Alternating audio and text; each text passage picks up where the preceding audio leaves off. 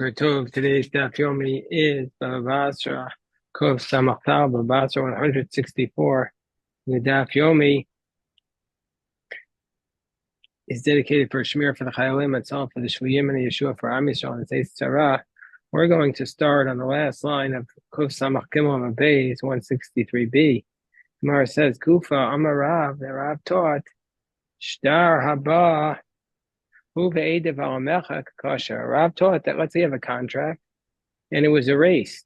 The parchment you're writing on had previously been erased.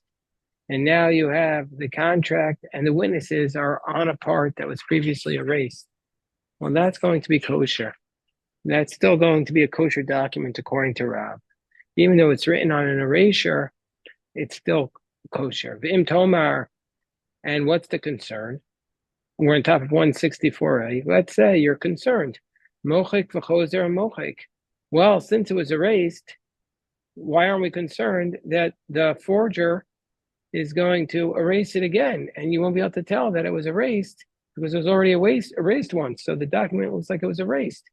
And so he'll get away with erasing the document that was written on a fraud, on a document that was already erased once. The Gemara says, no, that's not a concern because there's a principle which sounds strange to us at the beginning, but the Gemara is going to qualify it later on in the daf. You can't compare something erased once to something erased twice, meaning it'll look different. Gemara says, so Gemara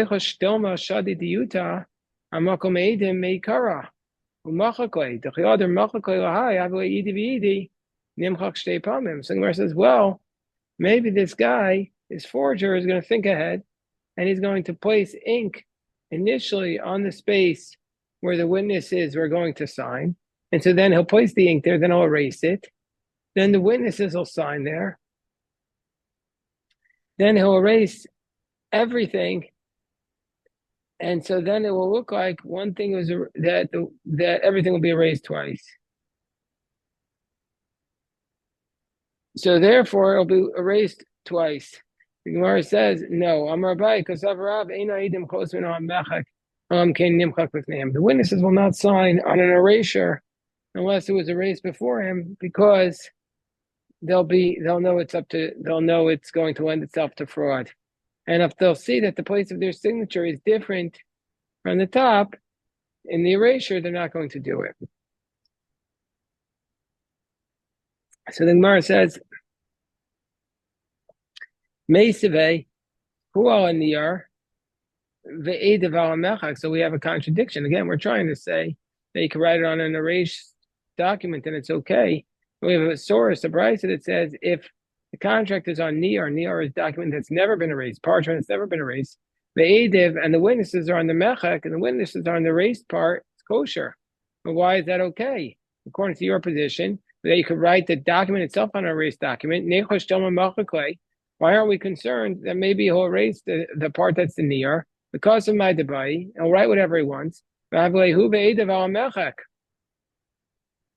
then he and the witnesses will be on the erased part, because that according to Rav is good, but it's the case of forgery. So Gemara says no. Because v'hachi, that won't work because the witness is right. Oh, good morning, Harold.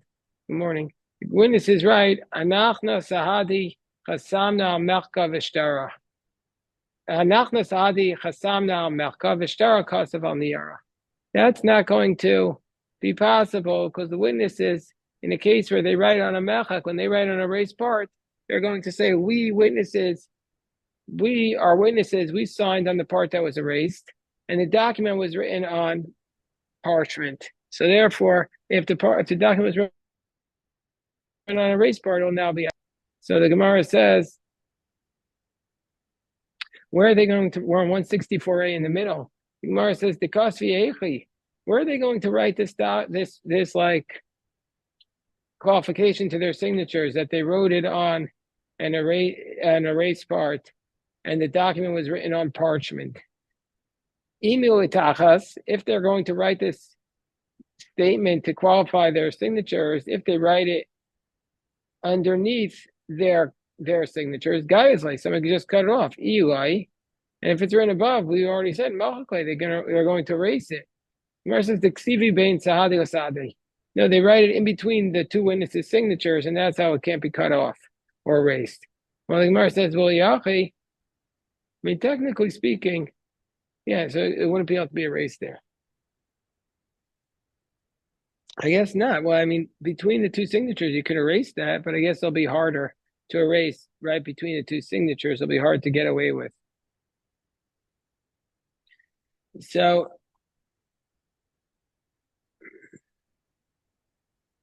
why can't he erase that? Because the signatures were already erased once.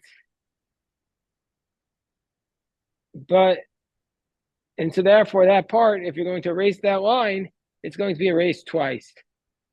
That's the way Rabbeinu Gershom explains, and so Tosfos says it. But Tosfos says no. That he has a different answer. And Tosfos says that if there's too much space between the signatures, then we're going to be suspicious and we'll know it's a forgery. So the Gemara says, well, what about the next clause? It says, the next clause says, if the contract is on the erasure, and the witnesses are on the parchment that's never been erased, puzzle, it's disqualified. And my puzzle, why is it disqualified? Why don't they say the following?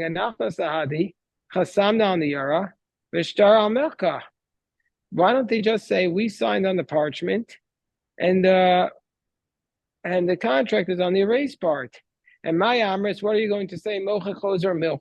No, that doesn't help because he can erase the contract and rewrite it. We said at the very beginning of our daf, you could tell if something was erased once or versus erased twice. And so it'll be obvious that it was erased twice. Gemara says, no. Where do we say it's not possible? Where do we say it's not comparable? Something erased once, something erased twice. That's where the witnesses are signed on the erased part, and then you erase the contract twice, so it's on the same document. But where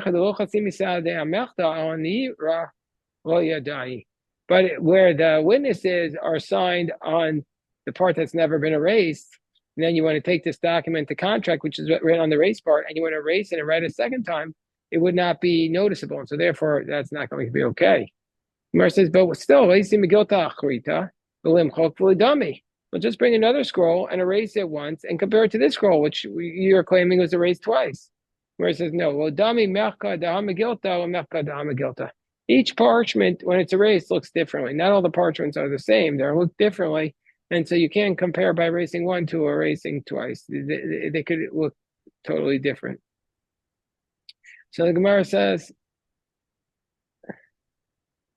well, why don't we just do the following then? We have this document, which is written on the erasure, and the witness's signature, which is below. And now this guy's claiming that the document was erased and rewritten. So why don't we take the signatures, say, okay, we certify these signatures, then erase them, and now write on it, and see if it looks the same as the contract above, which you're claiming was erased twice. So and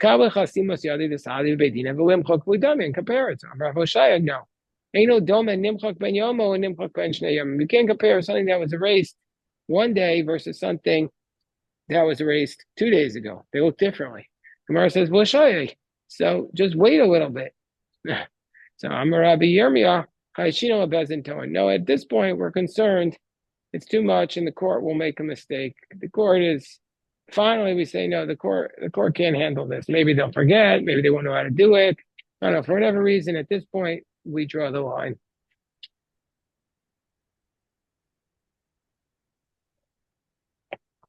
Says the Gemara, Rabbi Chanina ben Gamliel said that a mekushar, remember we're talking about a document that was pasha, which is a straight document with the signatures at the bottom, and a mekushar, which is folded over, and the signatures are generally speaking either on the back or inside the folds. So Rabbi Chanina ben Gamliel said that if the mekushar signatures, even though they're supposed to be on the back, if you wrote it inside the document, it's okay because you could just take out the folds and have it as a regular document. You could turn to a get pasha, and therefore be kosher. So Heishiv Rebbe L'divrei Rebbe Chanina ben Gamliel. So Rebbe responded to Rebbe Chanina ben Gamliel when he said this. We're on top of 164b. He responded. He said, "Valo eno dome mano shel zeh was mano shel zeh." But there's two different dates on it, two different times. What does this mean? As we'll see in a second, that on a regular document they would write the actual reign of the king. It's the first year of the king's reign, the second year. But on a get mekushar, they wouldn't write the actual reign. They would do as an honorific, they would push it up by 1 year. When it was his first year, they would say the second year. So it's a different time. It's a different date. Pasha in the first, if it's a get pasha, if it's his first year, they write down it's the first year. Second year, write the second year. But if it's a makushar, that they would write in the second year of his reign, even though it's in the first year.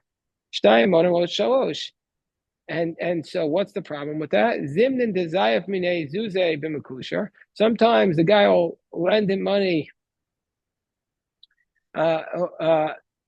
So sometimes he'll borrow money from him using the get mekusher. Umisramile zuze beno ubeni, and then he'll pay it back. Uparwe, he'll pay it back. He'll pay back the money. He'll borrow $100. And he'll say, okay, here's my money. Give me back the contract. The Amrway, and the guy who lent out the money will say, the borrower will say to the lender, Avli give me my contract. The Amrway, the lender will say, Irkusli, I lost it because of a tabra, and he'll write him a receipt instead. Chimati Zimne, and so he has a receipt that says he paid back the money. But when it comes time to that's in the initial document, Mashvile Pashut, the lender will turn this into a get Pashut. They'll get Makusher into get Pashut. Armway Hani Hashta Diazafta Minai. So when the time comes, they'll say, this document which you had written as a get Pashut, as a get kosher, I'm now turning into a get Pashut. And there, it has the actual date. And so therefore, even though he has a date that he paid him back, the receipt will not match the date on the get poshet. And I'll say, Hashtu is after me now. He said he borrowed this money. And the receipt was written before this loan.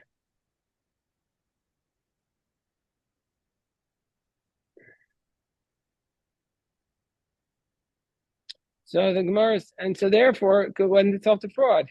So the Gemara says, no, Chanina ben Gamliel was of the position, Kosavar ain't Kosvin Shover. He was of the position you don't write a receipt. The Gemara asks a general question. Mibaki Rabbi ben Makusher, is Rabbi really an expert in a get Makusher? Vahu Makusher, the Asla Kame the Rabbi. There was once a get Makusher came in front of Rabbi. Rabbi Shtar Meuchar Zeh. Rabbi said, this document,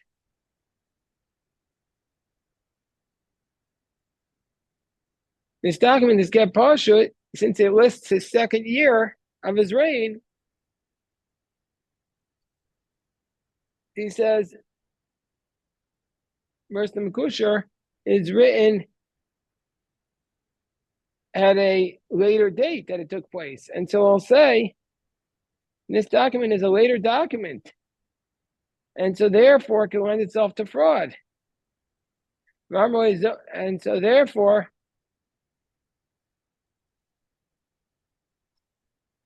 because they added on a year to the king. They said it took place in 2025. It was only 2024.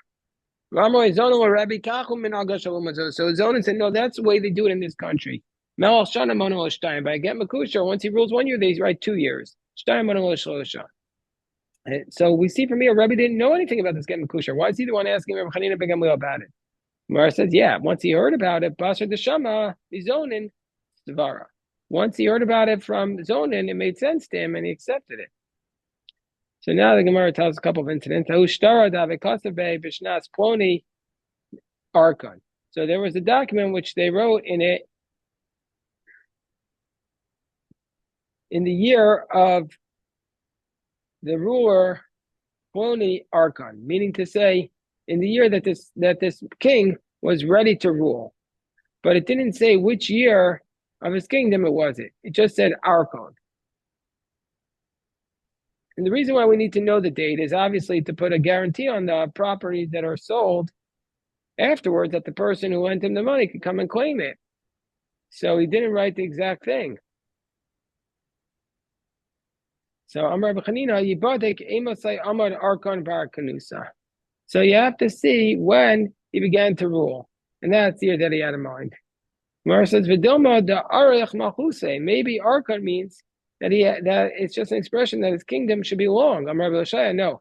Kachmin Hagashal Mazu Shana Rishona Karlo Archon, Shnia Karlo Digon. So that's what they do in this country. The first year they write Archon. The second year they write Digon, which is 2 in Greek, and so that's how they do it. Vidilma Abure Abrua. Maybe they got rid of him and he came back for a second term. It's his first year of his second term, not the first year of his first term. They put him back. Maybe they got rid of him and they put him back. Gemara says, no, I'm Rabbi Yirmiyah. Then they wouldn't say Archon, who? Archon Digon Karle. Then they would say the beginning of his second term. Tana Rabbana. So now the Gemara, since we cited some Greek words, the Gemara is going to cite some relevant sources that also cite Greek words.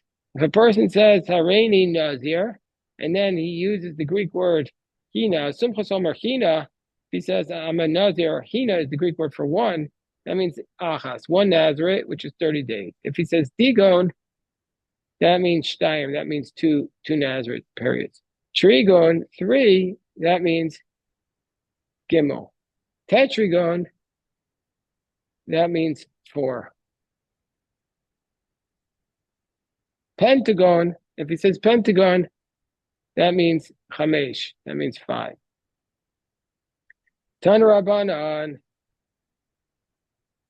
Bias Ugl. So now we're talking about a person who, a house that has saras, called a bias menuga, a house with leprosy. That the halacha is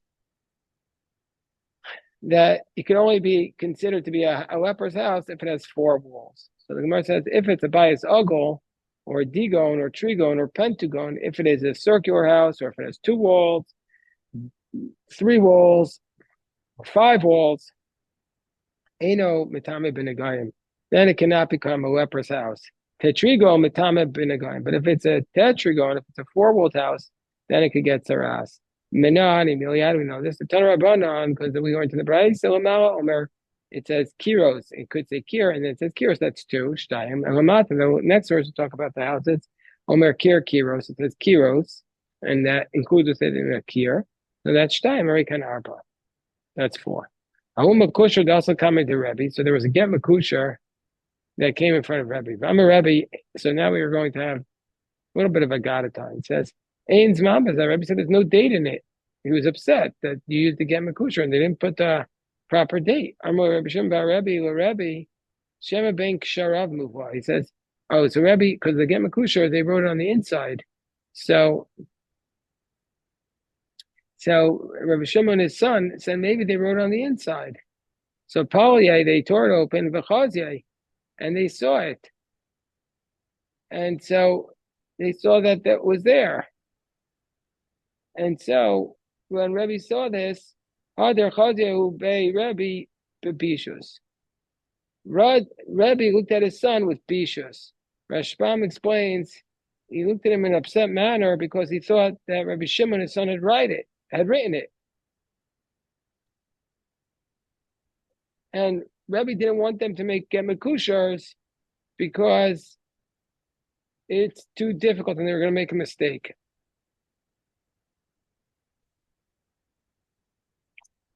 So his son said, Amalei, listen, it's not his son snitched out the person. He says, Lav Ana Kasafte, I didn't write it. Rabbi Yehuda Chayata Katve. Rabbi Yehuda, the tailor, he wrote it. I didn't do it.